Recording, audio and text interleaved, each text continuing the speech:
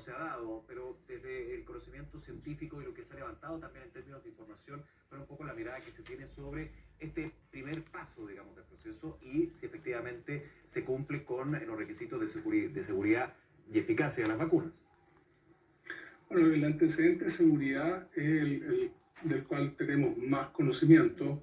Las vacunas todas llegan con estudios previos de seguridad realizados en sus países de origen, lo que uno entiende como el estudio fase 1. Luego estudio fase 2, donde se sigue midiendo la seguridad y se mide la inmunogenicidad. También tenemos bastantes antecedentes, estudios fase 2 para esta vacuna. Y actualmente lo que está en curso son los estudios fase 3, que miden la eficacia. Y esos son los datos preliminares o interinos que faltaban para poder entregar una aprobación de emergencia para la vacuna. Pero es importante indicar que las vacunas que son aprobadas tanto por la FDA en Estados Unidos, por la EMA en Europa, por Anvisa en Brasil, por ejemplo, y por la Agencia Regulatoria Nacional en Chile, que es el Instituto de Salud Pública, son vacunas que cumplen 4 elementos clave. Primero, un elemento de calidad, un elemento de seguridad, de inmunogenicidad y eficacia. Y esas definiciones las toman consejos internos de la agencia regulatoria, apoyada por equipos asesores expertos que revisan por un periodo de un mes y medio, cada una de estas formulaciones y la definición. Así que es muy positivo que en Chile tengamos al menos 3 vacunas que ya fueron aprobadas para uso de emergencia en base a esos 4 elementos, que son calidad, seguridad, inmunogenicidad y eficacia, y además otras que ya fueron ingresadas para evaluación. Ahora, a lo que yo me refería era también a que es necesario que sigamos manteniendo las medidas de autocuidado, porque las vacunas, por ejemplo, no evitan el que la persona se infecte, ¿verdad? Lo que hacen las vacunas principalmente es disminuir la enfermedad o bien la severidad de la enfermedad.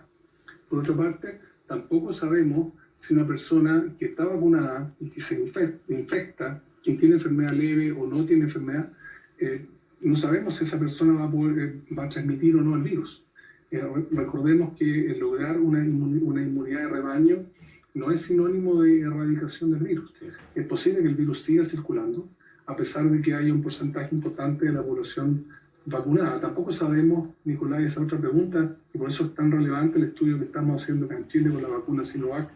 No sabemos cuánto tiempo para todas las vacunas, si acaso la inmunidad va a ser capaz de neutralizar a todas las variantes.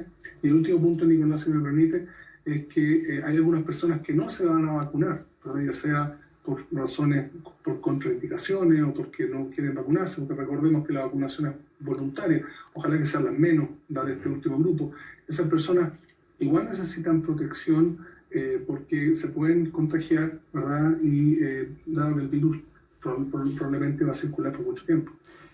Le voy a preguntar, doctor, ¿cómo se puede determinar cuánto es la duración de esta inmunidad y cómo? Es decir, ¿en qué minuto de este proceso podríamos llegar a una certeza con respecto a cuánto dura la inmunidad? Esperamos con este estudio científico clínico tener una noción de la naturaleza de la respuesta inmune y también de su duración.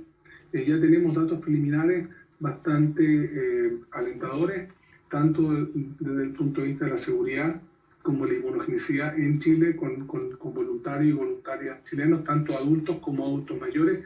Y observamos que la vacuna tiene un muy buen perfil de seguridad y además tiene un muy buen perfil de inmunogenicidad, pero después de la segunda dosis. Por eso es muy importante que las personas reciban ambas dosis, dado que probablemente la primera dosis no genera un nivel de inmunidad necesaria para conseguir considerarla protectora.